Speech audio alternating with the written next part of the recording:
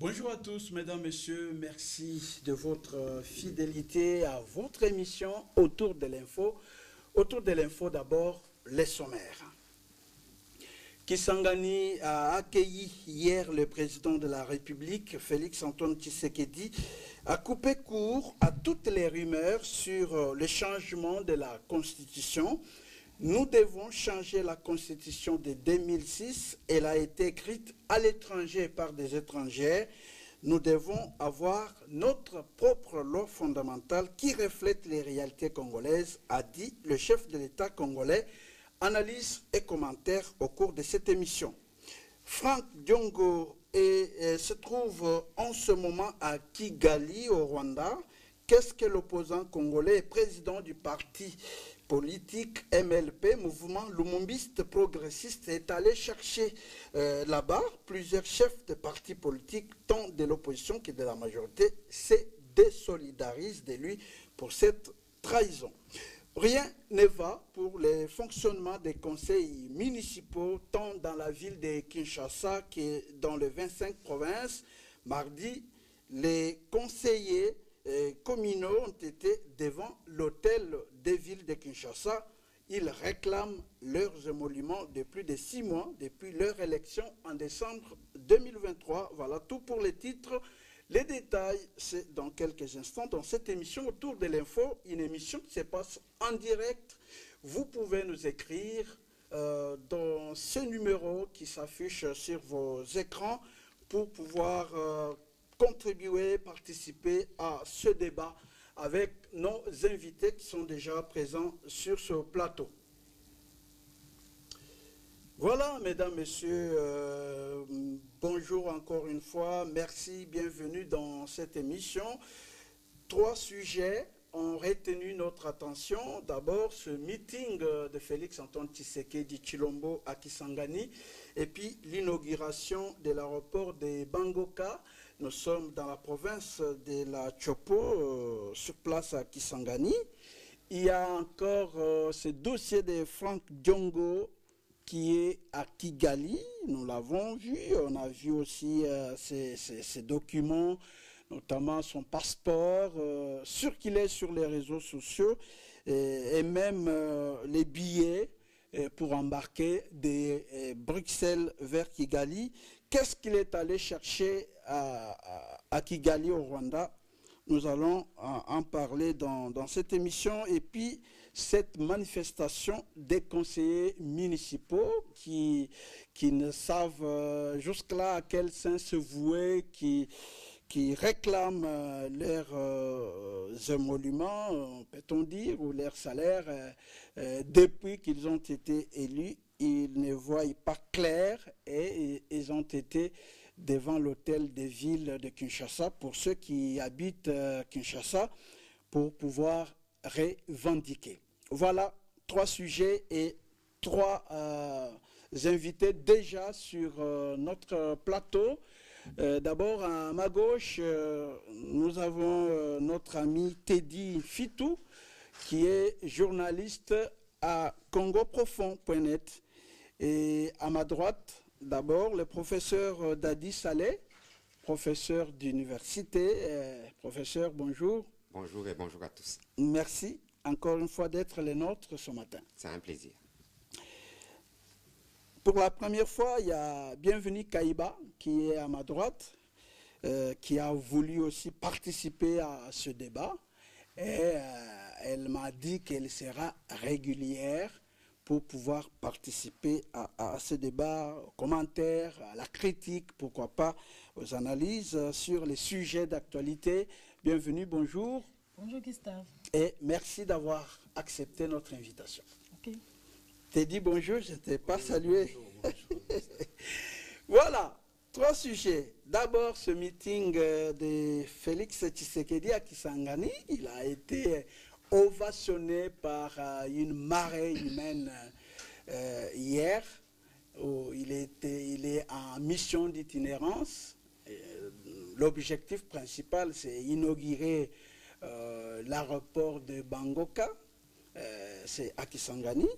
Mais pour pouvoir échanger avec la population. Il a tenu un grand meeting hier, suivant d'abord son discours, l'extrait de son discours, et puis on revient sur ce plateau. Voilà. On me fait signe que le discours n'est pas encore prêt, mais sinon, vous avez suivi, Teddy, vous avez suivi les meetings du président de la République à Kisangani. Comment avez-vous analysé, comment avez-vous compris ce discours, notamment sur la Constitution? Il relance les débats et il est clair, on doit changer la Constitution. Déjà, par principe, hein, on reste sur les principes. Changer une Constitution n'est pas un crime. On en a connu même ailleurs. Les problèmes dans les cas congolais, c'est que jusque-là, en tant que journaliste, nous n'arrivons pas à comprendre, malgré les explications du chef de l'État, qui en a les droits en tant que chef de l'État. S'il trouve qu'il y a des choses qui ne vont pas dans le bon sens, il peut demander à ce que cela s'efface. Mais le grand problème, c'est que nous ne savons pas s'il s'agit d'un changement de constitution ou d'une révision de la Constitution. Parce que le chef de l'État dit qu'il faut changer la Constitution. Mais lorsqu'il commence à donner l'explication, il dit on ne va pas toucher à ça, on va réviser tel article. Alors, ce matin, nous, en tant que journalistes, dans nos rédactions et en appelant certains lecteurs qui nous appellent pour savoir ce qu'il en est exactement, on est un peu dans la confusion. Il faut que nous soyons fixés. Qu'est-ce que nous voulons faire?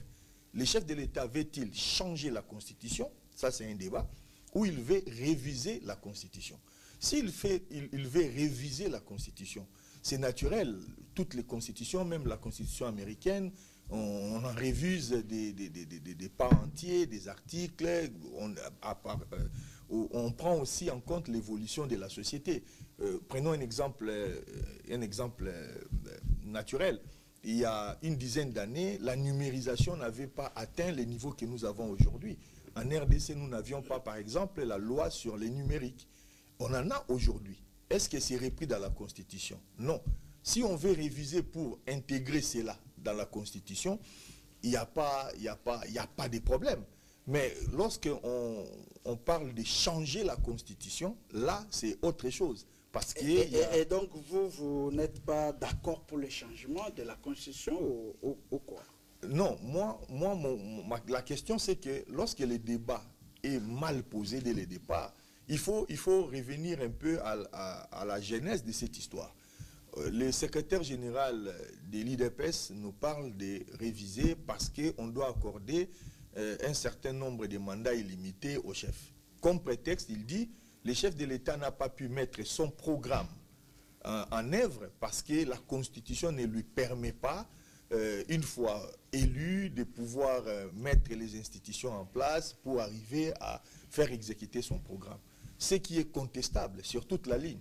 Rien dans la Constitution de la RDC, il y a un problème de logique. Le chef de l'État est devenu chef de l'État par quelle Constitution? La même. Il a été réélu avec quelle Constitution? La même. Comment une Constitution qui lui a permis d'arriver au pouvoir, qui a permis sa réélection, irait l'empêcher de mettre son programme? Il y a un problème, au fait. Là, vous paraphrasez Kabouya, le secrétaire général. Mais c'est lui qui a donné cet argument. Ouais. Donc, c'est ce qui crée une confusion. Le chef de l'État, moi, je pense, très modestement, devrait, à un moment donné, pour calmer les esprits, donner une indication précise. Soit il veut réviser la Constitution, ou il veut carrément l'échanger. En ce moment-là, tout le monde est fixé, et puis la population soit ira soutenir cela, ou ira les contester. Ça s'est toujours passé comme ça. Mais lorsqu'on est entre deux, ça crée une confusion. Même nous qui sommes sur les plateaux, je ne sais pas mes co-débatteurs, qu'est-ce qu'ils vont dire sur ces sujets-là. Mais je pense que nous ne sommes pas totalement fixés. Je ne sais pas, professeur, à votre niveau, si vous savez si on va changer ou réviser. Donc c'est ça les grands problèmes. Mais le président est clair, je crois que vous allez l'entendre vous-même, il dit qu'il faut changer la Constitution. Et en expliquant, il touche à beaucoup, il ne peut pas terminer tous les articles à problème. Et comme ce sont beaucoup d'articles, il faut donc changer carrément la Constitution. Là, vous allez les suivre tout à l'heure. Il l'a dit, il était clair. Il était clair. Alors, bienvenue.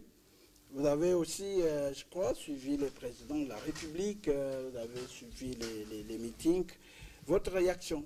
D'accord avec Teddy Fitou ou bien vous avez votre réflexion à vous?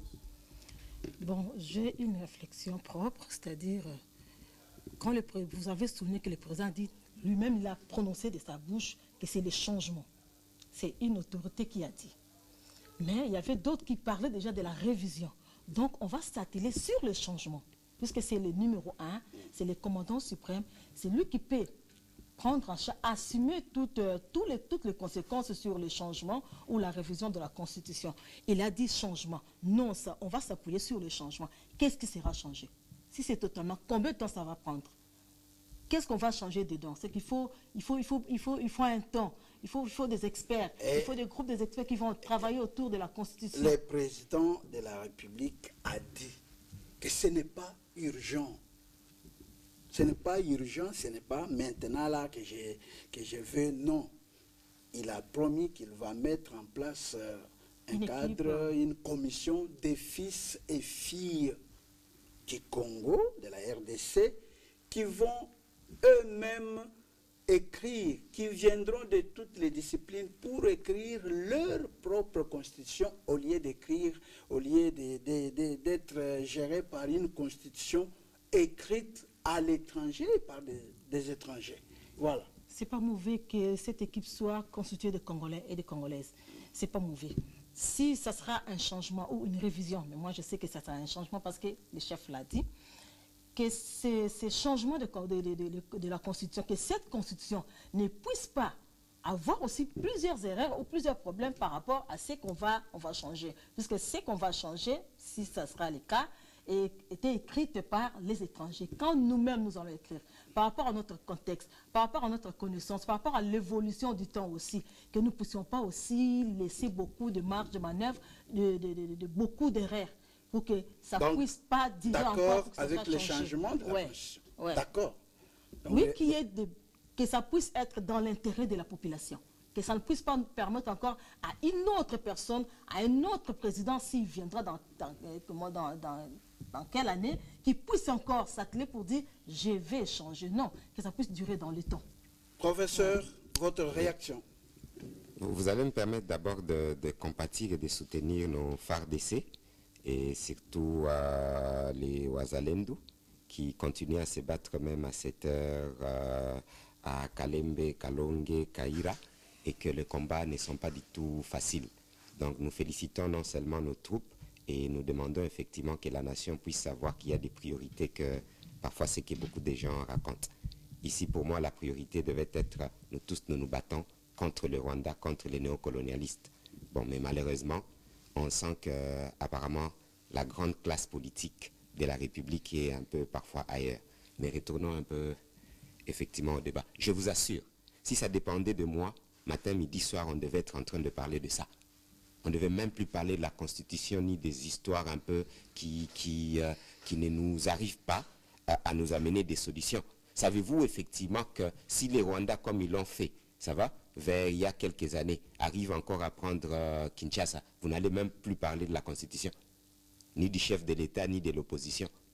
C'est ça la vraie question. Je ne sais pas, l'intelligence congolaise, nous la mettons la plupart des fois. Nous n'allons même pas en parler. Tout ce débat n'aura même plus de sens. Revenons au sujet, professeur. Alors, ce qui fait que je place ces sujets vraiment au second degré, très loin. Non, je pense au sujet. Oui, on est au sujet. Je pense personnellement que le chef de l'État a été clair. Il ne s'agit pas seulement du chef de l'État, parce qu'il représente toute une nation. Moi, je l'ai dit, et beaucoup de gens l'ont dit depuis des milliers d'années. Et on confond les débats de fond et les débats de forme. toute constitution au monde peut être changée, toute constitution peut être revue. Ça, c'est déjà une base. Mais quand vous avez une certaine classe politique qui essaie d'induire le peuple en erreur pensant qu'on ne peut pas changer une constitution, qu'on ne peut pas modifier une constitution, ben effectivement, c'est la raison pour laquelle nous sommes déjà en erreur et nous ne faisons pas la campagne qu'il faut. Maintenant, comme tous nos co-débatteurs, tout le monde l'a dit, qu'est-ce qu'on veut changer? Qu'est-ce qu'on veut? Ce n'est pas encore clair, s'il vous plaît. Ce n'est pas par un discours, surtout ce genre de discours. Nous attendons les discours à la nation et nous attendons des actes qu'il faut. Il n'y a aucun go-ahead pour les changements d'une constitution ou bien pour la révision d'une constitution. Donc, pour celui qui pense que c'est clair, je peux vous assurer que c'est très loin, comme mon co-débatteur l'a dit, c'est très loin d'être clair. Et je précise que la parole du président n'est pas une loi et n'est pas la parole d'évangile. Parfois, il peut dire ce qu'il pense. Quant à lui, effectivement, parce qu'il en a les pouvoirs de le mettre en musique. Mais je voulais rassurer à tout le monde, ce n'est pas seul le président de la République qui a les pouvoirs de faire changer la Constitution. La population, si vous avez seulement 100 000 signatures, vous pouvez demander les changements ou bien la rectification d'une constitution. Juste 100 000 signatures. Qui que ce soit au Congo peut faire changer la constitution ou faire réviser la constitution. Il ne s'agit pas seulement du chef de l'État. C'était un peu pour clarifier. Mais pourquoi les gens voient toujours les chefs de l'État lorsqu'il faut parler changement ou révision de la constitution? C'est normal, parce qu'il est le garant de la nation. À vrai dire, quand bien même je peux introduire, ça va, des motions ou bien des signatures, in fine, il est la personne hautement responsable à essayer de faciliter cela. C'est la raison pour laquelle, garant de la nation, ce n'est pas un jeu. Il est le chef suprême. Effectivement, c'est reconnu déjà d'abord dans la Constitution. Donc, tout ce que je peux dire, s'il dit non, ben, ça n'a pas beaucoup de chances de passer ou bien on va s'entremanger. Ça va? Il y aura des marches, il y aura des morts, etc. Donc, si le chef est d'accord, si le chef comprend une logique un peu de sa population, ça va un peu plus facilement. C'est la raison pour laquelle on voit quand même le chef de l'État. Et selon la Constitution, il est parmi les instances qui doivent... Tout à fait. Si j'ai dit tout le monde, même la dernière maman qui est, je ne sais pas, à Massimanimba peut le faire. Donc, par ricochet, les chefs de l'État, vous comprenez. Donc ça, il ne devait pas y avoir de débat dessus. Maintenant, allons vers le fond. La question de forme, on verra les juristes et tout le reste. Mais le fond, c'est quoi? Moi, professeur Dr Dadi Saleh, la première chose, c'est que c'est la vie au quotidien du peuple congolais qui importe. Ça va? Ce n'est pas la Constitution, je l'ai encore dit. Ce n'est pas la Constitution qui importe. C'est la vie au quotidien du peuple congolais. Ce qui fait qu'on devait se poser des questions très claires. Ça va? Mais le peuple congolais est géré sur base Je précise, c'est de ça qu'il s'agit. Ça s'appelle la loi mère. Oui. Exactement. Cette loi fondamentale, y a-t-il des écueils, y a-t-il des problèmes? Ça va? Pour que la vie du peuple congolais puisse s'améliorer, je dis, professeur Dr Dadi Saleh, oui. Vous comprenez? Et c'est clair, il y en a, on peut en citer et on peut débattre et le peuple est souverain, peut décider. Pas de problème. Mais maintenant, est-ce que nous voulons un changement ou bien une rectification de la Constitution pour un troisième mandat? Écoutez, il ne faut pas se leurrer. Il faut regarder les choses en face et se poser des questions. Si l'intention du chef de l'État, ou bien de qui que ce soit, serait de donner un troisième mandat, je dis non. Ça, c'est mon avis. Ce n'est que mon avis. J'ai dit un non catégorique. Ça va? Pourquoi? Parce qu'effectivement, la loi doit être impersonnelle.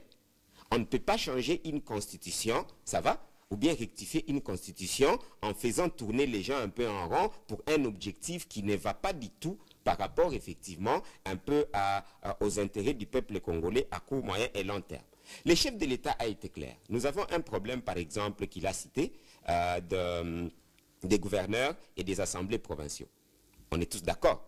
C'est un problème à régler. Est-ce que ça doit se régler par la Constitution ou bien ça devait se régler par les gens qui gèrent la cité, c'est-à-dire le ministre de l'Intérieur, à l'occurrence, sur ce point-là précis, le ministre de l'Intérieur, le Premier ministre ou bien la Première ministre et le chef de l'État. Ce sont les trois, entre guillemets, personnes qui sont un peu habilitées à jouer ces rôles-là. Mais apparemment, le chef de l'État dit que ces trois organes ou bien personnes ont échoué à faire cohabiter les assemblées, n'est-ce pas? et les gouverneurs. C'est clair, noir sur blanc. Ça, c'est le premier point. Et bien sûr, on comprendra que les assemblées, déjà, dans ce sens-là, ont eu du mal à fonctionner déjà. Ça, c'est parmi les sujets. Ça va, ont eu du mal à fonctionner pour raison des moyens, pour raison des non-considérations. On se pose même la question de l'intérêt d'avoir même ces assemblées-là. Voilà, comme il y a un débat là-dessus, on y reviendra. Alors, si la réalisation est prête, est-ce qu'on peut nous balancer... Voilà. Alors, je demande à Peter Chibangu de pouvoir rejoindre le plateau pour assister à ce débat. Voilà. Peter, vous venez d'arriver. Merci de votre présence. Merci. Alors, vous avez suivi les discours du président de la République à Kisangani. Dans son entièreté. D'accord. Votre réaction sur le changement de la Constitution, vous l'avez suivi. Oui, le chef de l'État a donné des raisons qui sont tout à fait fondées. Mais je crois qu'il y a un débat où le chef a même dit qu'il ne faut pas suivre l'ennemi qui veulent toujours déstabiliser le pays. Ce n'est pas pour un mandat on demande ça, mais il a expliqué des raisons. Je crois que mon co-débatteur ici l'a bien développé. Ce sont des raisons que le chef de l'État a données. Et je crois que toutes ces raisons-là sont fondées. Vous pouvez comprendre que dans une constitution où on sent la lourdeur dans le fonctionnement même de nos institutions, le chef de l'État doit attendre 6 mois pour avoir un gouvernement. Alors, pendant la même période, au Sénégal, on a eu des élections présidentielles après nous, et ils ont eu 2 semaines après un premier ministre, un gouvernement, et nous devons attendre 6 mois pour avoir un gouvernement.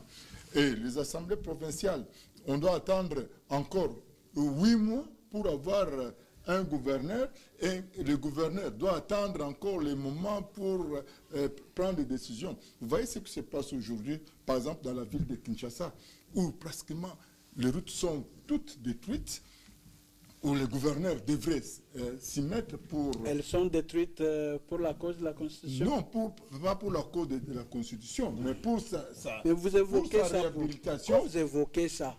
Pour Est-ce sa... que pour réhabiliter la route, la Constitution empêche?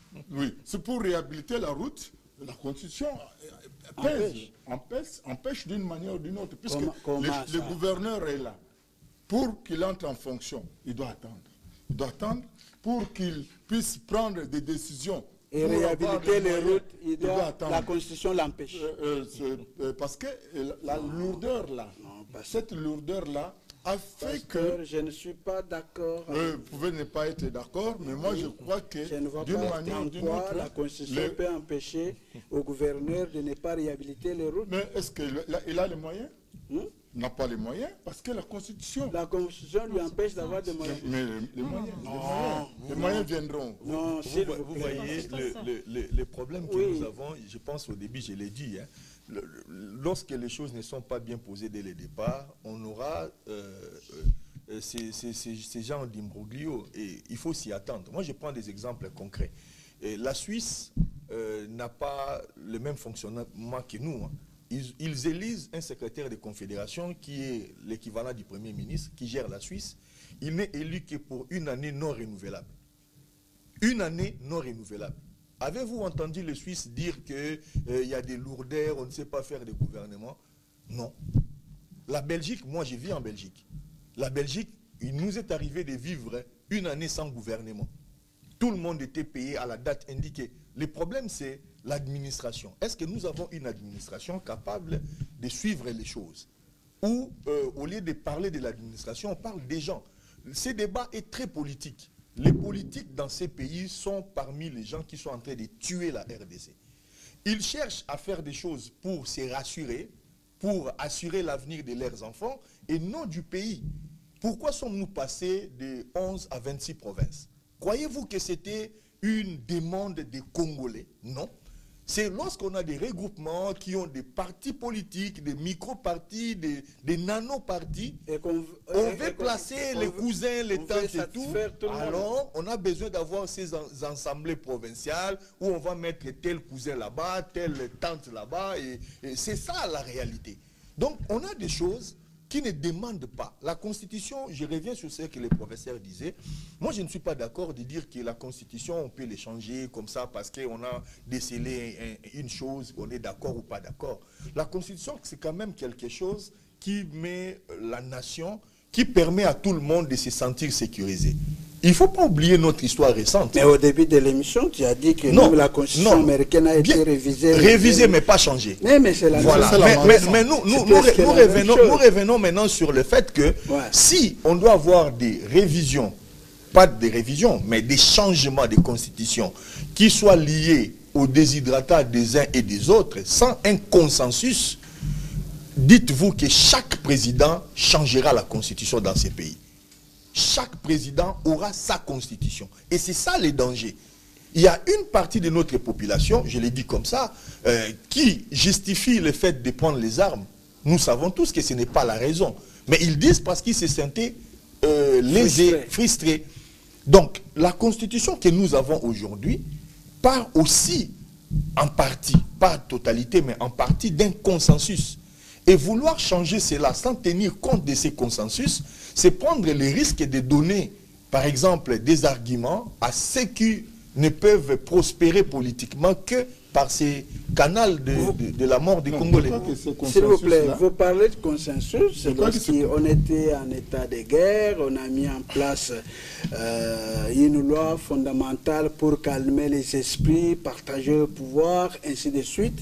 Mais lorsque les choses sont redevenues normales, on ne doit pas rester encore loin dans ce qui était... Mon cher Gustave, pensez-vous que les choses sont redevenues normales je voudrais qu'on suive d'abord les présidents de la République. Mais je crois que le président de la République a dit que ce n'est pas... C'est le peuple, on va aller consulter le peuple. Voilà. Et le peuple est souverain pour rejeter une nouvelle constitution, mais le peuple doit se choisir. Ou bien, il garde l'ancienne constitution. S'il vous plaît, Peter Chibango, je voudrais que nous puissions suivre le président de la République.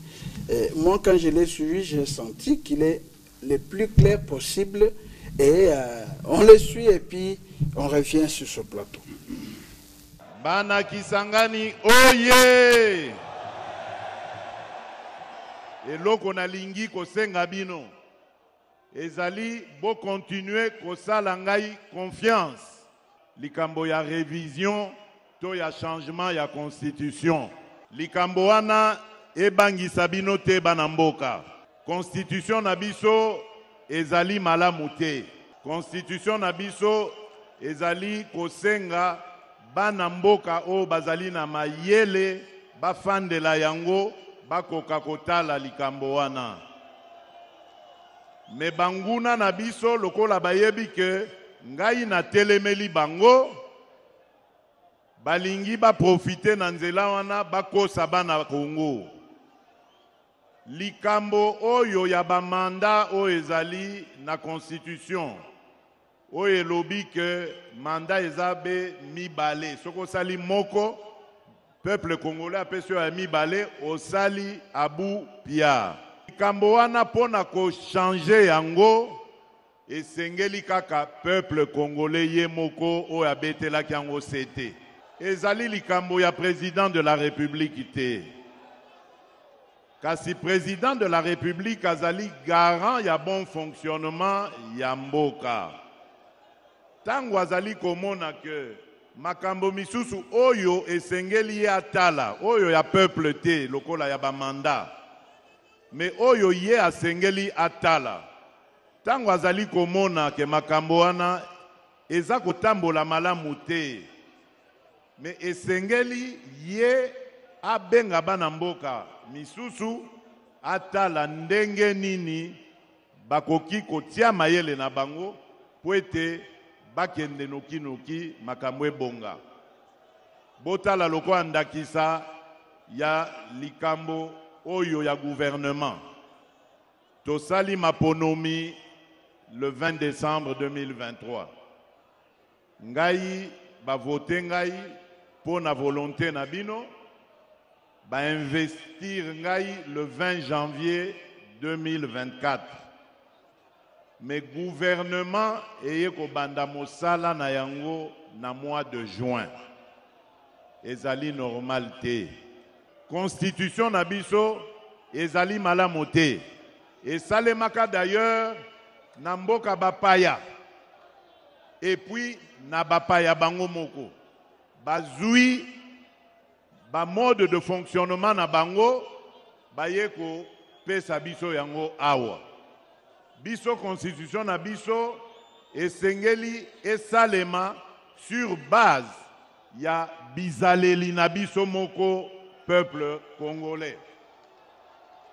Yango wana boyokaki na lobaki likambo wana kasi ezali pe likambo ya urgence te to banda kobunda kati na biso ba congolais. Na ko désigner commission nationale oyo ekozala na bato ya ba discipline nyonso mais oyo bazali bana mboka batia mayele na bango ba bote la biso constitution oyo ezali adapté na ba réalité na biso Congo pe oyo ekobanda ko handicapé fonctionnement ya mboka te. Pour constitution basala kayango pona moto moko te, constitution basala kayango pona ekolo pe po etikala seko na seko tant que ekolo ekobanda kozala. Donc nazali koloba na banguna ya Congo ba profiter na likambo wana te po bakabola bana Congo. Bienvenue Kaïba, je crois que le président a répondu à vos inquiétudes de tout à l'heure. Oui, il a répondu, il a bien souligné. On doit mettre en place, si on met en place une constitution, c'est pour que ça puisse durer. Et où mais là, à l'Obiango, ce qui va changer, constitution et bongite, et où mais là, à l'Obiango. Si ça sera le cas, mon souci aussi serait que si il y aura des changements, des améliorations par rapport à ce qui ne va pas dans cette constitution qu'on a, que ça puisse être un document qui va permettre aux Congolais de l'utiliser pendant plusieurs moments, plusieurs années, plusieurs mandats, ceux qui viendront, qui ne puissent pas avoir l'opportunité ou l'occasion de le changer encore. Parce que ce sont les intelligences, et c'est le temps, et c'est les moyens qu'on va mettre en place pour, comment on dit, aboutir à réaliser une nouvelle constitution. Donc ça sera pour le bien de tout le monde. Ça ne sera pas pour une personne, mais pour les Congolais, puisque nous sommes dans la République, ça nous appartient. Nous tous, nous devons y mettre l'intelligence, l'accompagnement, et les moyens viendront, ce sont nos taxes, ce sont les fiscs qu'on prend à travers tous les pays. Donc vous êtes d'accord avec le président de la République? D'accord, puisqu'on peut échanger. D'accord, puisqu'on peut échanger. On ne peut pas avoir un document, on l'a dit ici, ce n'est pas un tabou, ce n'est pas aussi interdit. Si c'est opportun, si c'est opportun, si c'est intéressant, si c'est bon, on peut le faire. D'accord. Ouais. Alors, Teddy, vous avez suivi le président parce qu'on avait des zizanies au moins au début là, comme on ne l'a pas entendu lui-même à parler. Comment vous réagissez? Moi, je reste sur ce que je disais pour garder une sorte de cohérence. Je pense que les droits de changer ou de réviser, les chefs de l'État là, personne ne les lui conteste. Mais je ne vois pas dans l'argumentaire que le chef de l'État a donné les motifs de pouvoir changer la Constitution. Il dit que ce n'est pas normal que le gouvernement soit mis en place 6 mois après. Mais les prérogatives dans la Constitution du chef de l'État lui donnent la possibilité de travailler sans même l'installation du gouvernement. Le chef de l'État peut donner mandat. Il l'a fait. En nommant Kabouya, par exemple, informateur. Donc, il peut donner mandat à un gouvernement démissionnaire d'expédier les affaires courantes. Il peut leur donner un mandat spécial. Mais Teddy, vous oubliez que dans cette constitution, le président ne gère pas? Non, mais il ne gère pas. Il reste la clé de voûte. C'est ça la constitution. Il reste lui la doit clé de rester. Et c'est le Premier ministre qui a la politique, Mais qui doit un gérer Premier ministre tout ça. démissionnaire qui est investi du pouvoir présidentiel a le même mandat qu'un Premier ministre qui sortirait d'une coalition. La preuve, attendez, vous allez intervenir, chef, s'il vous plaît. La preuve, pourquoi a-t-on mis 6 mois pour faire un gouvernement? Est-ce que vous pensez que c'est la Constitution? On connaissait ces gens-là. Il suffisait que les élections soient les plus crédibles possibles et que les résultats soient donnés au soir des élections pour que le lendemain, les choses se mettent en place. Non, lorsque nous organisons... Il y a une procédure. La Cour constitutionnelle. Il y a une confusion. Après l'élection, il faut attendre 6 mois. constitutionnel. La Constitution dit ça. La Constitution dit qu'il faut attendre 6 mois. La Constitution ne parle pas de 6 mois. a déterminé Il y a une procédure, il y a des litiges, au mois de juin. il y a des litiges, il y a des contentieux. Les grands c'est problèmes, lorsqu'on termine tout ce qu'il y a comme litige.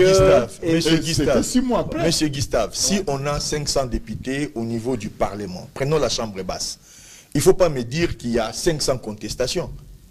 Donc, la pratique de notre pays veut que les gens prennent du temps pour tout. Non. On a la possibilité, Non, là où il n'y a pas contestation. Il faut bien lire la Le bureau Constitution. provisoire, Mon le frère. bureau Il y a toute provisoire une de l'Assemblée procédure. qui devrait faire Ça, plus c'est que un 2 des jours. deux. Oui. Affecte-toi. S'il vous plaît, Peter, tu Et ça, n'as c'est pas la la parole. Constitution. Tu n'as pas la parole. Et c'est la Constitution qui a demandé à ces bureaux de faire 3 mois au lieu de 2 jours. Il faut être cohérent dans ce que nous disons. À un moment donné, il y a les positions qui peuvent être passionnelles, on comprend, mais restons, moi je suis un scientifique, je suis chercheur à la base, écrivain, journaliste. Donc je ne viens pas sur un plateau pour commencer j'ai une cohérence. Ce que j'ai dit, c'est ce que j'ai écrit, ce que j'ai pu documenter. Il faut que les gens qui ont été mes lecteurs puissent se dire, après avoir lu 6 ouvrages de telle personnalité, ce qu'il écrit et ce qu'il dit a une sorte de... Moi, je ne pense pas que les problèmes congolais soient un problème lié à la Constitution, à l'esprit de la Constitution. C'est les pratiques. Lorsque vous prenez un informateur à qui on donne 30 jours pour constituer, par exemple, d'identifier une majorité, il sait qu'il est payé au nombre de temps qu'il passe à cette fonction-là. Il s'arrange le droit de le faire en 60 jours. Parce qu'il sera payé pour 60 jours. Non, je n'ai pas dit qu'il a fait ça. Je vous donne la pratique. Il n'avait pas débordé. Le problème, c'est qu'il faut être dans les débats. Oui. Les chefs d'État parlaient de 6 mois qu'on a pris pour mettre en place le gouvernement. Et si vous suivez bien, c'est la procédure imposée par la Constitution. Pour ne pas se faire dictateur, il laisse la Constitution le faire. Mais refuser, soi-disant, non, les gens, lui-même, on l'a élu le 20 décembre, et en un mois, on a préparé le 20 décembre, le 20 janvier, il a été, mais selon la Constitution, lui ne peut pas faire ce que tu as dit ici. Par exemple, il faut commencer il peut fonctionner seul. Non, selon la Constitution, c'est le Premier ministre qui gère, qui a la politique de gestion et consort. Vous voyez, lui gouverne. Alors, Peter? Oui, alors lui, il gouverne. Vous voyez même la réaction même du président de la Cour constitutionnelle. Qu'est-ce qu'il a dit? Tout ce qu'on demande au président Tshisekedi, ce n'est pas à lui qu'on peut demander ça. Il faut qu'on demande au gouvernement. Mais quand il y a un gouvernement de fait, un gouvernement provisoire, un gouvernement démissionnaire, mais qui doit engager ce gouvernement-là devant l'Assemblée nationale, devant le Parlement. Un Parlement même qui n'existe même pas, qui attend qu'il soit investi officiellement par la Cour constitutionnelle 6 mois après. Donc vous voyez que c'est une lourdeur constitutionnelle, puisque quand on parle de la Cour constitutionnelle qui doit investir les députés en dernier ressort, et on les a tous, on a entendu, on a proclamé définitivement les députés au mois de juin, c'est-à-dire ils ont entendu 6 mois pratiquement. Donc comment est-ce que vous pouvez dire que ce n'est pas la Constitution? C'est la Constitution, mon frère. Moi je crois que le chef de l'État a raison. Mais cette disposition-là ne peut pas être changée et puis on passe. On change, on diminue par exemple les délais au lieu de prendre toute la concession. Et mais il n'y a pas que le gouvernement. le chef de l'État a parlé des gouverneurs de province qui sont toujours en conflit avec les assemblées provinciales. Il a parlé, il a expliqué, il a donné tout. Ce n'était pas seulement pour le gouvernement. Il y a beaucoup de choses. Il y a beaucoup de choses. Même ce qu'on demande aujourd'hui au chef de l'État. Oh, président, il y a des routes. Oh, président ne fait rien. Mais le président de la Cour constitutionnelle dit on ne peut pas l'exiger au chef de l'État, puisque lui, il est comme vous te disais, je ne suis pas un chef de l'État pour inaugurer les ponts et chaussées. Mais si on regarde bien notre Constitution, c'est comme si on a laissé seulement le chef de l'État les prérogatives d'inaugurer les ponts et chaussées. Et si, parfois, il organise le conseil des ministres, certains commencent à dire que le chef de l'État est allé encore trop loin, il ne laisse pas à Judith Soumuna de faire tout. La Judith Soumuna se représente comme une simple coordonnatrice, c'est le chef de l'État qui gère le tout au quotidien. Mais vous comprenez un peu, c'est toujours là, on retombe sur la Constitution. Donc vous êtes d'accord avec les raisons avancées par le président pour changer la Constitution? Je suis d'accord. D'accord. Alors, oui. Professeur. Oui. Vous savez, je suis à la RTNC et j'espère que les conseillers ou bien ceux qui entourent le chef de l'État lui-même vont écouter. Et ce n'est pas quelqu'un qui t'applaudit chaque fois qu'il t'aime. Je pense qu'on a très mal conseillé au chef de l'État de faire ses discours dans ce sens-là. Vous savez pourquoi? Le chef de l'État est le garant de la nation. Il est le chef de l'État de l'opposition de la majorité de tous les Congolais. Il ne peut pas montrer sa position aussi clairement que ce qu'il a fait, juste avant même qu'une commission ne soit instituée. C'est une erreur stratégique, je suis désolé. Si le chef de l'État veut faire changer la Constitution, je pense qu'il vient de mal procéder déjà. Pourquoi? C'est simple, parce qu'il ne peut plus être juge et parti. Vous avez bien compris. Là, il est déjà totalement pour le changement de la Constitution. Je ne sais pas si vous comprenez. Un point entré. Alors pourquoi, comment est-ce qu'il va garder sa hauteur? S'il vous plaît, Excellence, Monsieur le Président. Vous avez été mal conseillé. Vous pouvez atteindre ces résultats sans nécessairement entrer. Vous savez, quand vous jouez dans la boue, ben on vous jette aussi la boue. Le chef de l'État, c'est l'aigle. Il doit rester au-dessus. Laisser tout le monde discuter. Mettre des pions, etc. C'est une notion stratégique et hautement stratégique. Là, le chef de l'État est dans la boue. Pourquoi? Inutilement. Et pourtant, il peut atteindre son objectif, quel que soit son objectif, sans entrer dans la boue, s'il vous plaît. Mais il ne faut pas l'applaudir. Il est dans la boue parce que là, il a donné les orientations. Non, effectivement, c'est ça le problème. Parce que laissez le débat. Si tu donnes déjà des orientations, c'est-à-dire quoi? Vous voulez quoi? Alors pourquoi est-ce qu'on va débattre? On exécute, parce que c'est lui le garant de la nation. Mais on exécute comment? Parce que le débat n'a même pas encore eu lieu. Il est dans la boue, s'il vous plaît. Il faut savoir accepter. Enlevez les chefs de l'État de la boue, si vous voulez. Je vais contribuer même après, si vous voulez. Vous enlevez les chefs de l'État de la boue. Il ne peut pas nager avec n'importe qui pour qu'on commence à discuter ces mots ici. Ici, nous commençons déjà à discuter le mot du chef de l'État. Si vous avez bien compris, sans qu'il y ait encore eu débat, il devait laisser tout le monde se battre dans la boue, faire des débats. Est-ce que la Constitution peut être changée, etc. Est-ce que c'est à cause de quoi? Il n'a même pas cité l'article 217. Il a cité effectivement des mauvais articles. Je suis désolé. Non, mais il a même dit, ça n'a rien avec les mandats. Il a dit. Non, effectivement. Parce que les gens pensent toujours que quand on veut réviser la Constitution, il veut se maintenir au pouvoir. Non, mais c'est les journalistes. Ça n'a rien même avec ça. Non, mais c'est les journalistes. L'interprétation peut, c'est ça, être dans la boue. Parce qu'une autre interprétation, je prends l'interprétation du peuple, j'ai suivi le discours, on a tous suivi. Ça, c'est votre interprétation. L'interprétation, on peut resuivre les discours 5 fois, 1000 fois. Je l'ai suivi au moins 20 fois. Avant de venir toujours au plateau, je me renseigne. Je ne viens pas juste pour raconter des histoires. Une partie du peuple a interprété ceci, Excellence, Monsieur le Président, que vous avez dit que donc le mandat des 5 ans ne suffit pas, parce que déjà vous perdez 6 mois en train de faire le gouvernement et il faut les élections. Apparemment, il faut un mandat plus que 5 ans. C'est ça l'interprétation. Une partie, comme vous venez de le dire. Or, il semble déjà donner une position. Il y a des premiers ministres, il y a des partis politiques. Ils devaient, excusez-moi d'être franc. Ça va? Non, mais il n'a pas dit. Ben, vous avez compris. Ça, ce sont les interprétations. Non, il a dit, s'il vous plaît. Parce que si vous voulez ces débats de fond, on est prêt à le faire. Il a dit, alors pour quelle raison il a prononcé les mots déjà perte de 6 mois? Mais parce que exactement, parce que les Congolais qu'effectivement, attendent. exactement, c'est-à-dire Les quoi, Congolais par ricochet, pensant qu'il y a perte de 6 mois, même d'une année, c'est-à-dire que les chefs de l'État n'exercent pas les 5 ans. C'est-à-dire que les chefs de l'État veulent avoir 7 ans. Mais c'est ça l'interprétation. Donc c'est lui-même qui vient de le dire. S'il vous plaît. Est-ce que je peux chuter? Je peux chuter. J'aimerais chuter. Non, si vous non. interprétez, vous allez au-delà. S'il vous plaît, un mot d'un chef, si un mot de chef ne peut pas être interprété, c'est-à-dire que nous sommes dans la dictature.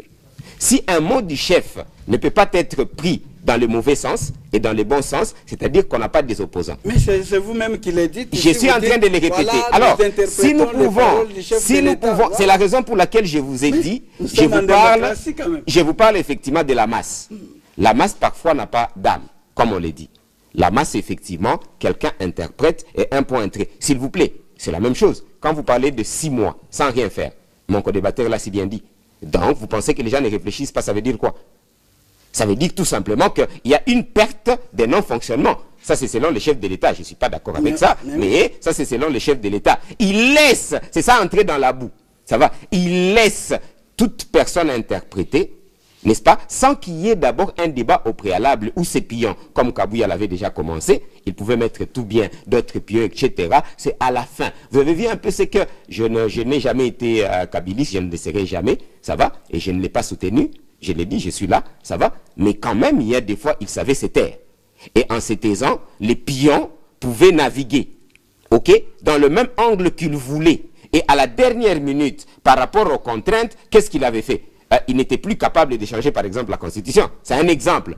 Et pourtant, il en avait les intentions. Donc, le chef doit rester lègue. Je vous l'ai dit, c'est un conseil à prendre ou à laisser, s'il vous plaît. Ça va? Cher conseiller du chef de l'État, Excellence, Monsieur le Président, sortez de cette boue-là et vous allez atteindre... La comparaison, professeur... Ce n'était qu'un point. La comparaison n'est pas du tout à sa place. Ici, il faut pas... S'il vous plaît. Non, je parle des chefs de l'État. Votre attention. Votre attention.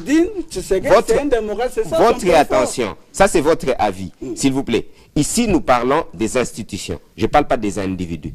Quand on est président, on est... S'il vous plaît, c'était un président. Quels que soient les régimes, c'était un président. Avec des prérogatives. Et c'est impersonnel. Tout président, quand il est chef de la nation, il dirige toute une nation.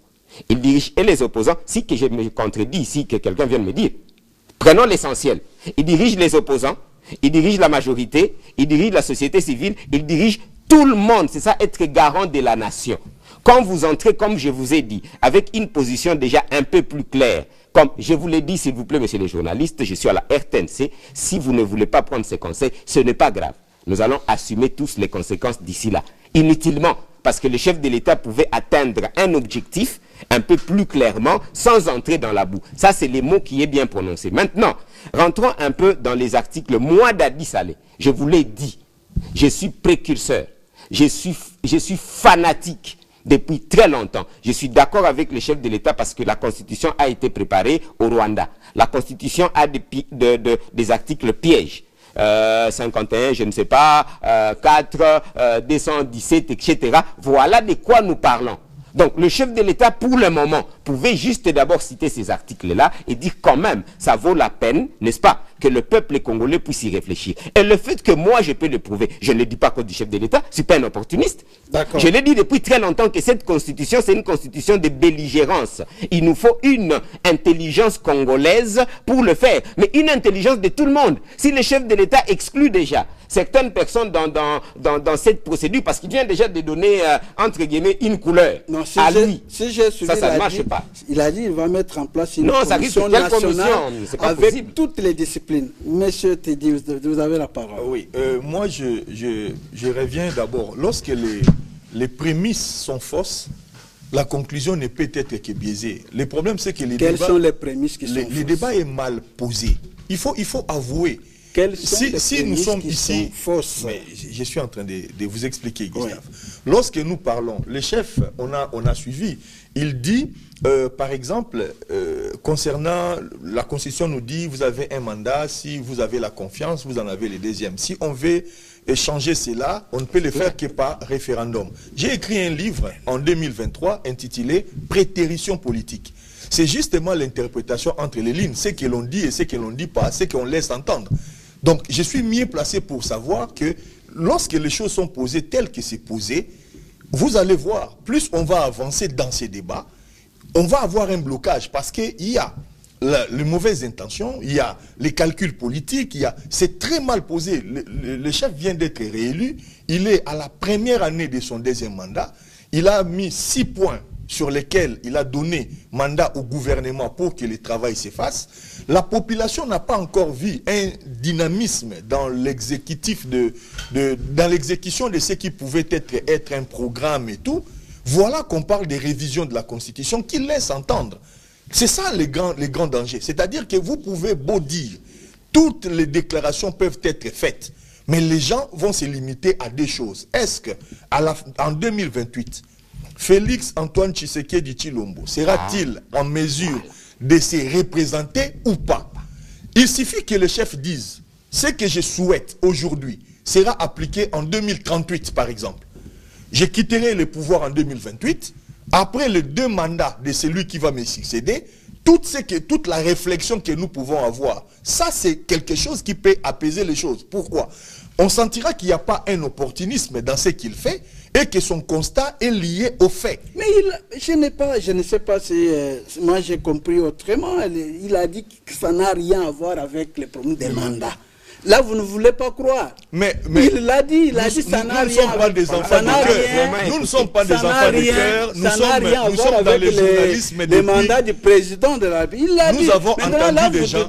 Nous avons entendu des gens arriver au pouvoir, nous expliquer qu'on fait un coup d'État. Je comprends mes deux co-débatteurs, c'est-à-dire, leur crainte, leur peur, c'est le 3e mandat. Tout simplement. Mais je ne crois pas que le reste soit fausse.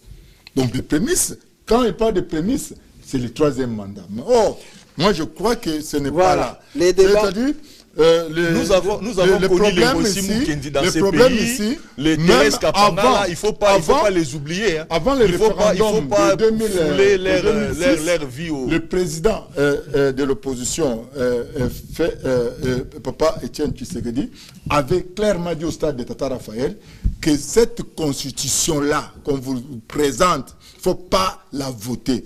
Elle est tellement fausse, c'est une mauvaise constitution. Je crois qu'aujourd'hui, nous sommes dans cette conclusion que nous avions une mauvaise constitution. Excusez-moi. En dehors du 3e mandat, en tout cas, je crois que les restes, vous avez le reste du chef de l'État. C'est discutable et même le chef a dit ça n'a rien à voir avec là on est d'accord. C'est-à-dire qu'il y a des choses pour les peuples, je dis bien pour les peuples, c'est important que les chefs puissent clarifier certaines choses.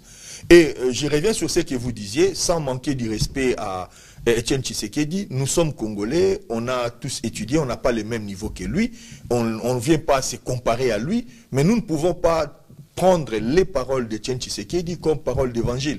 Il a fait un constat, il n'est pas là, nous sommes vivants, c'est aux vivants de décider du sort des vivants. On ne va pas à toutes les sauces réveiller les morts. Sinon, on aura à chaque fois qu'on aura un problème, citer tel qui est décédé, tel qui a... Non, on est là. Le problème, c'est que nous sommes aujourd'hui. Qu'est-ce que nous voulons pour ces pays? Est-ce que nous voulons une constitution qui donne à n'importe quelle politique, pas seulement l'actuel chef de l'État, la possibilité de rester ad vitam aeternam au pouvoir? Moi, je dis non. Voilà, merci beaucoup. Je pense que le débat va se poursuivre même dans l'antichambre. S'il vous plaît, moi je proposerais par exemple au chef de l'État, ça va, une proposition simple. Déclarons la guerre. Faisons la guerre. Parce qu'en état de guerre, effectivement, certaines choses tombent. Je l'ai dit à la radio parce que je le cherche, je n'arrive pas à le trouver. Il faut quoi? Il faut rien. Tout est déjà prêt. Pour déclarer cette guerre-là, s'il vous plaît, déclarer la guerre, c'est demande à gauche, à droite, il faut réunir. Je crois que le débat va se poursuivre sur le changement de la Constitution. Mais moi, je trouve que le président a été le plus clair pour tout ce que le Teddy dit, tout ce que le professeur a dit. Ils sont d'accord avec les chefs sur d'autres points, mais il a dit, pour éviter que les gens ne puissent les soupçonner de vouloir rester là-bas, il a dit que ça n'a rien à voir avec le président de la République. Alors, nous passons au deuxième sujet. Franck Diongo est à Kigali. On a vu ses billets d'avion, on a vu son passeport. Et puis lui-même a confirmé qu'il est à Kigali. Donc, après avoir parlé à mal de la RDC au niveau du Conseil des Nations Unies pour les droits de l'homme, pour dire que la RDC ne mérite pas ce poste-là, avant même l'élection. Et puis, il est maintenant en cavale. Il a quitté Bruxelles vers Kigali. Bienvenue, Kaïba. Vous avez suivi aussi cette information, même sur les réseaux. Comment vous, personnellement, avez-vous appréhendé ce fait de Franck Diongo pour pouvoir quitter Bruxelles vers Kigali? Kigali, vous savez que c'est notre ennemi, notre agresseur. Bon, en tant que Congolais, être informé de ces situations, moi je trouvais que d'emblée, ça ne peut être bon. Nous sommes en guerre avec ces pays, le Rwanda, qui nous attaque, qui a détruit, qui a tué beaucoup de Congolais, qui pille la RDC. Et un autre Congolais, c'est notre sang, c'est notre frère, qui part encore s'allier avec les ennemis, directement, sans connaître le contenu de ce qu'il va dire. Je dirais que ce n'est pas bon. Qu'est-ce qu'il est allé faire là-bas? Défendre la RDC, s'approcher de l'ennemi pour parler de la RDC sans qu'on n'ait pas le contenu de son message, de ce qu'il est allé faire là-bas. Mais partir auprès de l'ennemi, déjà, on a peur. Qu'est-ce qu'il est allé faire? Nous trahir, nous défendre, nous protéger, comment comprendre la stratégie de l'ennemi, ça, on ne sait pas. Qu'est-ce qu'il a dit? Qu'est-ce qu'il veut? Là, on saura avec le temps. Ah, donc, alors, pasteur. Moi, je crois que quelqu'un comme Franck Diongo, qui a échoué d'abord dans les affaires, et puis il a échoué dans tout ce qu'il fait, c'est un opportuniste, un aventurier. Dans les affaires... Oui, moi je connais Franck Diongo. C'est un commerçant. Oui, il était commerçant, il a fait la ligne Kinshasa-Lagos, je le connais, il venait chez moi à la maison. Je connais Franck Diongo très bien. J'allais chez lui ici. Il a joué aussi en politique, vous voulez dire? Oui, mais il a joué aussi en politique, puisque qu'est-ce qu'il a fait en politique? Rien. Il a fait seulement des tralala et tout ça. Il a combattu aux côtés il a combattu. C'était quelqu'un qui suivait Papa Etienne Tshisekedi. Il n'a jamais donné à Papa Etienne Tshisekedi une notion de prise de pouvoir. Non. Au contraire, ce sont parmi ces gens-là qui ont fait noyer Papa Etienne Tshisekedi. Il devrait prendre le pouvoir depuis longtemps. Et puis, moi, je ne comprends pas aussi les Congolais. Les Congolais, si vous êtes opposant d'un régime, mais il ne faut pas être opposant de toute la République. Puisque quand il va là-bas au Rwanda, c'est-à-dire, nous avons que déjà, il est en train de suivre Corneille Nangaa. C'est-à-dire, il est allé en pleine rébellion. Donc, c'est un rebelle, tout simplement. Alors, il ne faut pas que nous puissions jouer ces jeux-là parce que je n'ai plus rien, je n'ai pas d'argent, parce que je manque de tout, il me faut avoir l'argent, et peut-être dans la rébellion, je vais gagner la vie, alors il faut que je passe par là pour avoir tout ça, tout ça. C'est ça les Francs. Donc tu t'opposes à cet acte? Oui, c'est un acte qui ne peut pas refléter, même après Tshisekedi, des gens comme ceux-là. Moi, je crois que Mobutu avait raison. Hein. Quand même après la rébellion, vous attrape rebelle, vous êtes parti. Hein. Mais je crois que nous devons arriver là. Puisque quand quelqu'un a été rebelle, c'est-à-dire il a le sang des Congolais entre ses mains, c'est-à-dire pour nous, Congolais, nous devons les condamner à vie. Et je crois que c'est l'une des raisons... Condamner à vie ou à mort? Condamné à vie à mort, non? C'est-à-dire, toute sa vie, lorsque nous l'attraperons, il doit passer.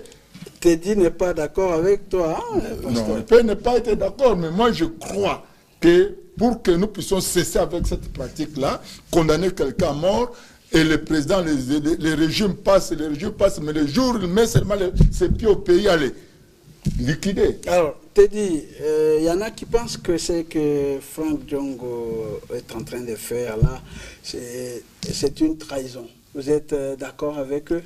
Oui, il n'y a pas que lui. Franck Diongo fait partie d'un prototype que je déteste le plus au monde. C'est-à-dire que dans ces pays, et pour être cohérent, en 2019, j'ai écrit un livre qui s'intitule « Congo et Grégor du monde ». Dans ce livre, j'avais proposé que dans ces pays, on puisse voter une loi d'inéligibilité à vie pour toutes les personnes, je dis bien toutes les personnes qui ont été de près ou de loin liées à n'importe quelle rébellion qui a coûté la vie à un seul Congolais. En fait, lorsque vous allez au Parlement de la RDC, vous avez affaire à des criminels qui ont, par des jeux d'alliance, de consensus et tout ça, voilà, ce sont des gens, pour arriver là, à gagner 21 000 $ à la fin du mois, ils ont fait tuer des millions et des millions de Congolais. À un moment donné, il faut y mettre fin. Qu'est-ce qui peut nous donner une seule idée? Je ne dis pas deux. Une seule idée développée par Franck Diongo qui a fait avancer ces pays, dans n'importe quel domaine. Ce sont des gens qui n'ont pas d'idée, ils n'ont pas une intelligence, ils n'ont pas une sorte d'érudition. En fait, on leur a laissé trop de temps à ces politiques parce qu'ils ont été dans tel regroupement, qui ont négocié avec tel autre pouvoir, qui se sont retrouvés députés. Ils pensent être plus intelligents que tout le monde. Il n'en est rien. Donc, ces messieurs, après tout ce que ces pays a connu, qui va les donner au Rwanda des béquilles au moment où on a fait un effort collectif? On a commencé par dénoncer le Rwanda. On est arrivé à le coincer, où aujourd'hui on l'a traîné au niveau de la justice africaine. Il y a une plainte qui a été reçue au niveau de la CPI. Donc, c'est au moment où lui, il trouve des excuses pour son intérêt personnel. Franck Diongo était ici, hein. Il était ici. Il a été proche du président à un moment donné, où il cherchait un poste ou quoi, on ne sait pas. Donc, parce qu'on ne lui a pas donné ce qu'il voulait avoir, il se retrouve pour une raison ou une autre en Belgique où il demande asile. Dès qu'il a ses papiers, c'est quoi la première destination? Pourquoi n'est-il pas allé au Canada? Pourquoi n'est-il pas allé en Afrique du Sud? Pourquoi sa première destination, c'est le Rwanda? Parce que dans l'entendement de ces types, je parle des prototypes, hein, de ces genres de personnes, ils pensent que le Rwanda, c'est la porte d'entrée au pouvoir en RDC. C'est eux qui donnent à Kagame le pouvoir qu'il a sur nous. C'est le soft power. Pour ceux qui connaissent ce genre de choses, Kagame n'a pas besoin d'arriver à Kinshasa. Dès qu'il a des petits Kagamettes, les Franck Diongo et consorts, ce sont des petits Kagame que nous avons ici. Le problème, c'est que la nation congolaise ne se comporte pas comme une nation. Ailleurs, il y a des gens dans ces pays qui ne circuleraient pas. Nous avons des gens ici à Kinshasa, parce que nous sommes à la télé, on ne va pas lancer des anathèmes comme ça, mais nous connaissons ces gens. Des gens qui ont été rebelles. Il y a des gens qui ont créé des villages, à qui il a donné à des populations de pays étrangers, dans ces pays. Ils roulent carrosse à Kinshasa. C'est inadmissible. On ne peut pas comprendre des choses comme ça. On passe même 5 minutes à parler d'un personnage comme ça. Pour moi, c'est comme si on s'est tué nous-mêmes une seconde fois. On lui donne une sorte de crédibilité politique qu'il n'a pas. Qu'est-ce que Franck Diongo peut... C'est des gens qui criaient à tout bout de champ, qui criaient sur les toits des maisons, comme quoi il est patriote, mon cher il aime le pays, il aime le Congo. Il y a une confusion que nous devons retirer de la tête des Congolais. On a trop confondu dans ces pays la militance, qui est le fait de militer dans un parti pendant un certain nombre d'années, et la compétence, qui est le fait d'avoir une sorte de ressources capables de résoudre des problèmes. Ce n'est pas parce que vous avez été 50 ans derrière Tshisekedi que vous devenez compétent. Il y a même des professeurs des universités ici dans ces pays qui sont des parfaits idiots. C'est-à-dire qu'on a une confusion dans ces pays. Et il faut notre rôle à nous, en tant qu'intellectuels, dans le sens d'apporter des idées, de pouvoir débattre des sujets, de donner des pistes de solutions, c'est justement de replacer les gens dans leur meilleure case. Un monsieur comme Franck Diongo, quelles sont ses idées? Vous êtes journaliste comme moi. Dites-moi, qu'est-ce que vous retenez d'un tel personnage? Qu'est-ce qu'il a pu mettre sur la table, sur le plan intellectuel, qui puisse permettre à n'importe quel Congolais de vivre mieux demain? Voilà. Ah, professeur, d'accord totalement avec Teddy Fitou. Globalement, je suis d'accord. Mais je voulais préciser que nous avons un problème de fond et un problème de forme par rapport à cette question. On dit gouverner, c'est prévoir. Et quand on les dit, on rigole parce qu'effectivement, beaucoup de Congolais ne veulent pas prévoir, ne veulent pas faire un travail de prévision, un travail de fond On veut être léger, soutenir des individus. Voilà la légèreté que nous sommes en train de vivre jusqu'aujourd'hui. On a une assez mauvaise classe politique et tout le monde le sait. Je ne suis pas la seule personne à le dire. Franchement, je suis encore devant la télé.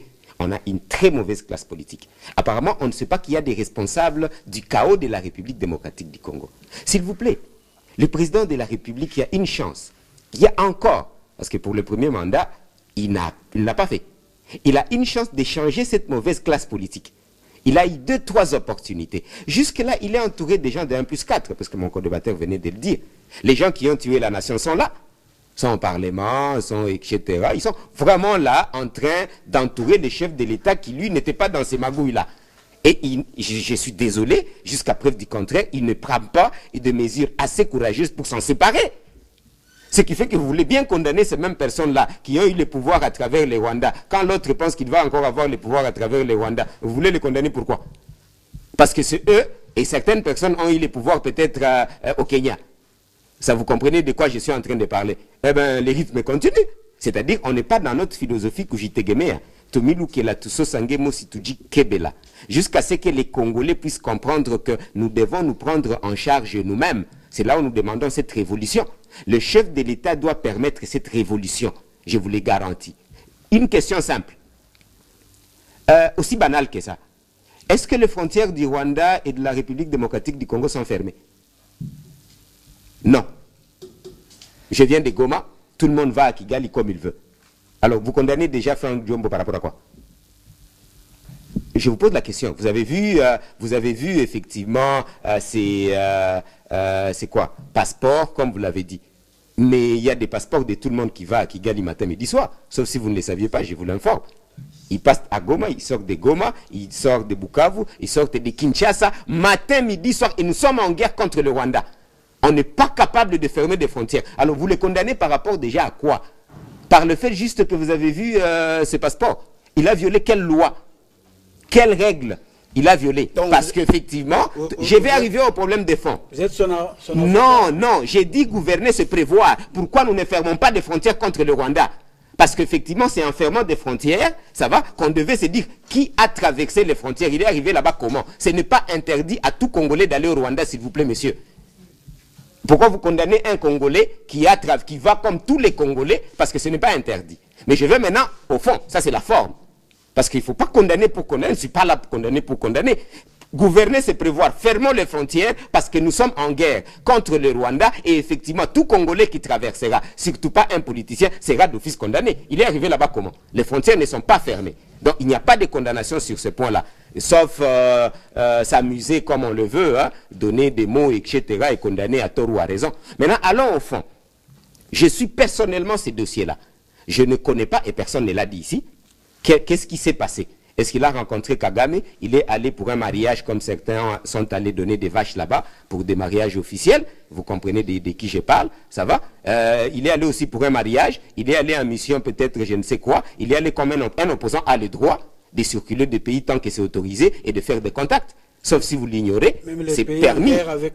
Effectivement, si nous étions en guerre, on ferme des frontières. Je voulais dire gouverner, c'est prévoir. Nous sommes en guerre où? Il n'y a pas de déclaration de guerre. Je vous l'ai dit, je suis cohérent, s'il vous plaît. Parce qu'en fin de compte, quand on ne fait pas des réflexions profondes, ça va, on se pose des questions parfois, excusez-moi, je ne dis pas bête. On se pose des questions qui devaient avoir des réponses par rapport à une réflexion d'avant. Si on fermait des frontières, si on déclarait la guerre, ça va, article 85 de la Constitution. Parce que là, nous sommes à l'article 86 plutôt. Nous sommes à l'article 85 de la Constitution, l'état des sièges. Après l'état des sièges, c'est l'article 86. Nos militaires, je vous ai dit, en introduisant, je félicite nos FARDC. Nous sommes en campagne pour le FARDC. Je pense ici. Moi, je suis en campagne pour soutenir nos FARDC. Donc, nos FARDC se battent contre qui? Et aujourd'hui, vous n'avez pas parlé du RAD? Bien sûr, parce que vous avez dit que ce n'était pas le sujet, mais j'avais déjà introduit. Mais vous avez parlé des FARDC. Oui, effectivement, parce que c'est... Vous les avez cités, vous n'avez pas parlé de exactement. Ça, non, j'ai parlé de Ouazalendo, parce que les Ouazalendo font partie de RAD. Je parle bien de RAD. Merci beaucoup. Donc, vous comprenez effectivement... Parce que le souhait, c'est qu'on... Je suis tout à fait d'accord. Et notre général, les représentants des RAD et avec le président Kisangani, sauf si je m'abuse, ils sont en train de faire un très bon travail. J'espère que beaucoup de militaires basalènes vont être libérés, beaucoup de leaders des Bazalais nous vont être libérés pour que nous puissions nous concentrer à nous battre plutôt que nous taper dessus. Donc, qu'est-ce que j'étais en train de vouloir dire? Si nous étions en guerre, déclaration article 86, ça va? Nous condamnerons immédiatement sans avoir le fond. Mais maintenant, moi-même je suis, comme certaines personnes disent, ils ont des caméras, n'est-ce pas?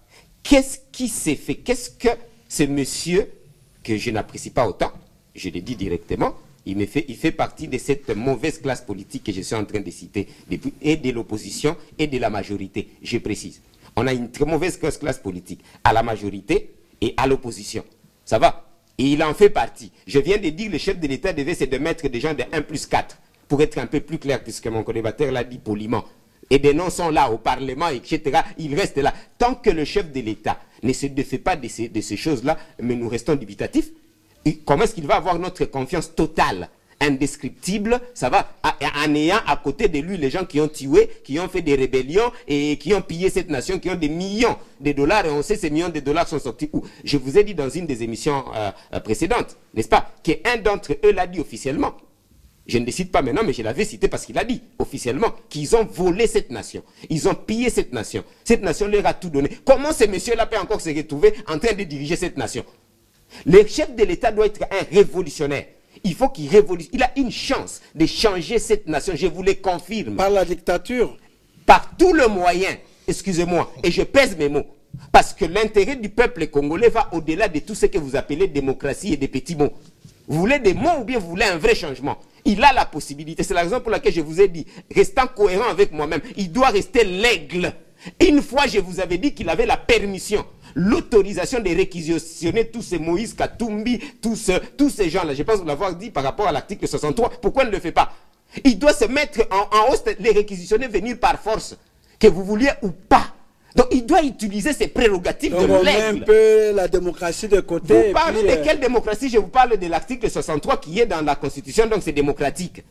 Une réquisition, c'est démocratique. On vous réquisitionne pour intérêt public, pour intérêt de la nation, en ordre, en bonne et due forme. Vous devez rendre service à la nation. C'est écrit dans la Constitution, noir sur blanc. Pourquoi les chefs de l'État n'utilisent pas cela? Et donc Franck Diongo a trahi.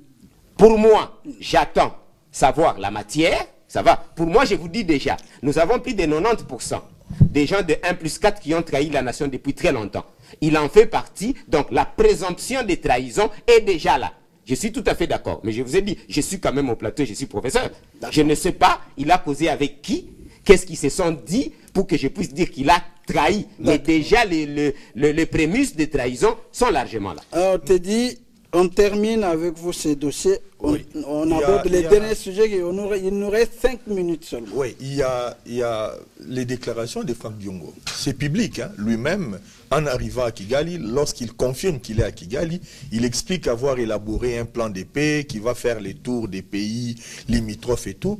Le problème dans ces pays, c'est qu'on laisse parfois aux gens la liberté de faire tout et n'importe quoi. En quelle qualité va-t-il faire le tour des pays, aller engager les pays? Parce que c'est ça les grands problèmes. En qualité d'opposant. Ce n'est pas une qualité. Être opposant n'est pas une qualité. Il faut quand même qu'on se mette d'accord. Être opposant n'est pas une qualité. On a une qualité lorsqu'on est investi d'un certain pouvoir. Ça peut être, vous êtes membre d'une institution, ou même si vous êtes dans l'opposition, mais vous êtes le leader de cette opposition-là. Je ne me rappelle pas d'avoir vu Franck Diongo être à la place de Moïse Katumbi, à moins qu'il nous dise qu'il a été mandaté par ces derniers. Or, ce n'est pas le cas. Donc, à un moment donné, n'importe quel individu dans ces pays se lève un matin, il écrit ce que lui, il pense être ses idées, et il cherche dans une carte comme ça, voilà, où je vais aller au Mexique. Il va au Mexique, il va trouver les gens là-bas, il engage la République. Ça, c'est quel comportement? Voilà. C'est inadmissible. Comportement condamnable et inadmissible. Voilà, les manifestants, donc les conseillers municipaux ont été dans la rue hier pour réclamer. Donc depuis qu'ils sont là, les conseils municipaux ne fonctionnent pas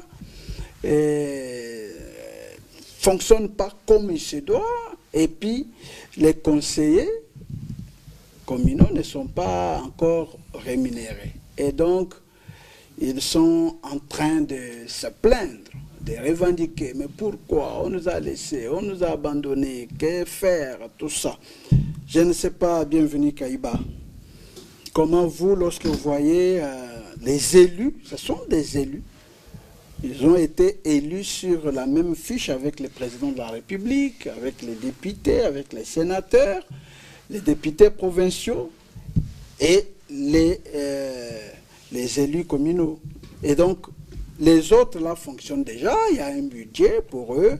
Mais pour les conseillers municipaux, apparemment, il y a encore un vide. Bon, ça ne peut pas être normal, ça peut être bon. Ils ont été élus.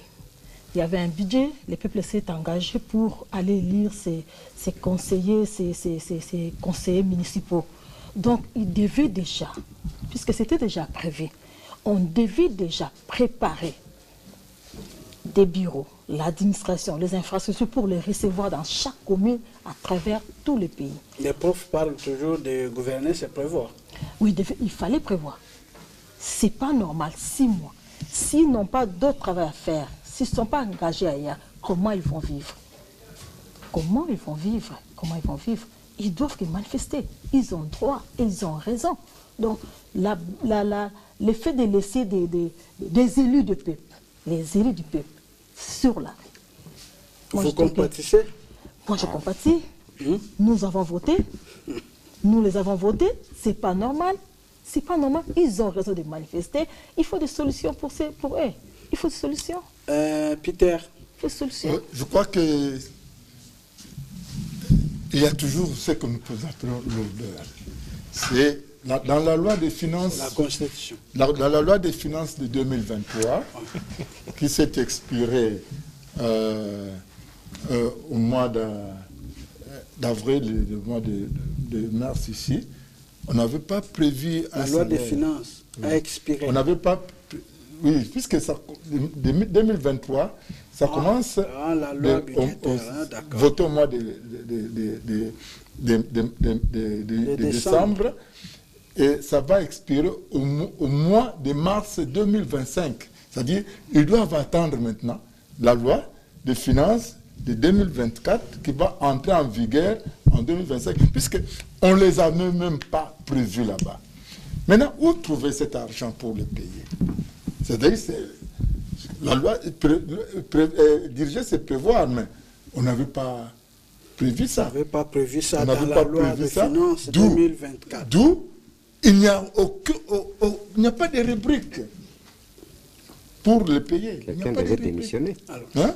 Il n'y a pas de rubrique. Donc, c'est-à-dire, on doit attendre maintenant la loi qui est maintenant en discussion, qui doit être peut-être votée au mois de décembre, pour qu'au mois de mars, avril, ils commencent à payer. Donc, ils doivent prendre leur mal en patience. Attends, ils vont vivre comment? Mais je crois, on doit vivre comment? C'est la question. Gouverner, c'est prévoir. On n'avait pas prévu. Il faut pallier. C'est qu'il faut pallier. Il y a toujours des imprévus. Il nous reste 2 minutes. Teddy, vous avez la parole. Oui, moi je pense que ça c'est la confusion dont nous déplorons. Vous ne pouvez pas dire ça. Je m'excuse, mon co-débatteur. Dans un pays, lorsque les institutions sont établies, il y a possibilité de faire un budget rectificatif. Et ça existe, c'est dans la Constitution. On n'avait pas prévu, on a ces cas-là, on fait un rectificatif budgétaire pour dire que nous avons besoin d'une ligne budgétaire supplémentaire pour permettre la paye de telles personnes. Vous ne pouvez pas dire à des élus de prendre leur mal en patience. Est-ce que vous entendez là, parler? ça n'engage que moi. Hein. Non, ce mais n'est pas le ministre des Finances qui l'a dit, ni le ministre. C'est pour cela que le prof a dit que quelqu'un devait démissionner. Lorsque vous mettez la vie d'autant d'élus, et le problème, c'est que même ces élus-là, moi, je ne comprends pas pourquoi ils sont dans cette mansuétude. Ils devraient quand même crier haut et fort. Ils devraient demander des têtes.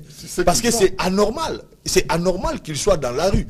C'est anormal. Il y a quelqu'un qui doit payer quand même la responsabilité dans ce pays. Je crois que dans les correctifs budgétaires on doit tenir compte de ça. qui est sous examen, je crois qu'on a tenu compte de la situation. Professeur, on termine avec vous. Je compatis avec tous les élus du peuple, parce que pour moi, ça devait être les élus les plus importants. Mais le fait déjà qu'ils n'ont pas été élus dans toute la République démocratique du Congo démontre à suffisance que la classe politique ne considère même pas ces élus-là. Parce que souvenez-vous que... c'est la base. Ben oui, c'est la vraie base. Et qu'on a dit tout simplement au niveau des chefs-lieux.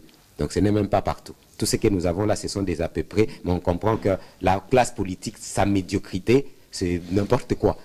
Je vous dis, des gens devaient démissionner totalement. Gouverner, c'est prévoir. Je me demande comment est-ce que nous arrivons à applaudir tous ces gens dans leur Jeep, ça va, et pourtant ils ne font pas le travail. Non, je vous assure. Comment on arrive à applaudir? Parce qu'au fond, les Congolais pensent qu'il n'y a personne qui est responsable de ce qui se passe. Et pourtant, moi, ça va, et toutes les théories politiques confirment effectivement que la politique, c'est gérer la cité. Dès que vous avez un pouvoir, parcelle des pouvoirs, vous devez assumer. Et si vous êtes incapable d'assumer, laissez les autres le faire. Donc, j'estime effectivement que cette question est très sérieuse, qu'on devait y trouver le plus rapidement des solutions, parce qu'effectivement, il y en a encore qui sont payés des 50 000 $, il y en a encore qui ont des bâtiments qui ont encore été construits, que vous êtes en train de voir et ils s'en vantent, etc. Et les élus du peuple n'ont pas un endroit où mettre la tête. Les élus du peuple n'ont pas les minimums et d'autres ont des 21 000 $ et d'autres ont 513 députés, je ne sais pas, etc. et des fonds. Non, au fond, les ridicules ne tuent pas, s'il vous plaît. Il faut, Excellence, Monsieur le Président, soyez les révolutionnaires pour cette nation. Professeur, on a fini pour aujourd'hui. Voilà. Voilà, on termine avec ces mots, professeur Dadi Saleh. Merci à vous tous qui avez été là ce matin. Merci à Teddy Fitou, merci à Peter Chibangu. Lui, il est l'éditeur du journal Les Scribes. Merci à Bienvenue Kaïba, journaliste à RTNC2. Merci, professeur Dadi Saleh. Et je disais que Teddy Fitou, il est journaliste à congoprofond.net. Il maîtrise bien les Congo profonds. Voilà, c'est la fin de cette émission. Merci à vous qui l'avez suivi. Merci à toute l'équipe technique. La suite au prochain numéro, le mardi prochain. Au revoir.